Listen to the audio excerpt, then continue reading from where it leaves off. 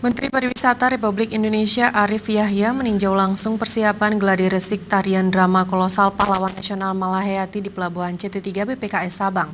Drama kolosal Malahayati ini nantinya akan dipersembahkan pada pembukaan acara Puncak Sel Sabang 2017 yang akan dibuka langsung oleh Wakil Presiden Yusuf Kala.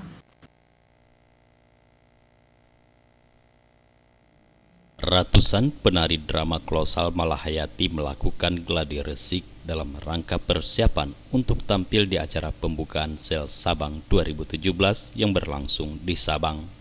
Gladi resik itu disaksikan langsung oleh Menteri Pariwisata Arief Yahya dan bersama sejumlah stafnya.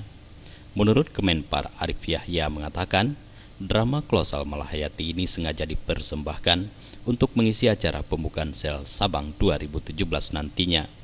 Tari drama kolosal Malahayati sendiri dipilih lantaran sosok Malahayati sendiri merupakan seorang laksamana perempuan pertama di dunia yang merupakan perempuan asal Aceh.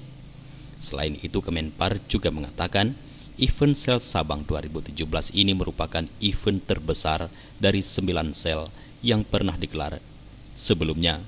Dan nantinya setelah event Sel Sabang, Kemenpar RI telah sepakat bekerja sama dengan Marina di Phuket dan Langkawi untuk membuka rute segitiga dengan Sabang. Baik, rekan-rekan udah lihat hari ini kita melakukan gladi resik Sel Sabang 2017. Tadi lihat tariannya sangat bagus. Tari kita persembahkan untuk pahlawan nasional kita, Malahayati, Laksamana Malahayati, merupakan perempuan pertama yang menjadi laksamana di dunia ini. Tariannya sangat bagus, sangat dramatis menurut kita. Saya juga baru tahu ceritanya bahwa banyak perempuan-perempuan yang menjadi janda dan anak-anak menjadi yatim piatu sehingga perempuan-perempuan bergerak untuk melawan penjajah. Karena itu, Kemenpar terus-menerus memantau terkait persiapan Sel Sabang agar benar-benar membuat pecinta wisata bahari tumpah ruah di puncak acara nantinya, sehingga dapat menciptakan Sabang menjadi destinasi wisata bahari kelas dunia nantinya. Dari Sabang, Tim Liputan Aceh TV melaporkan.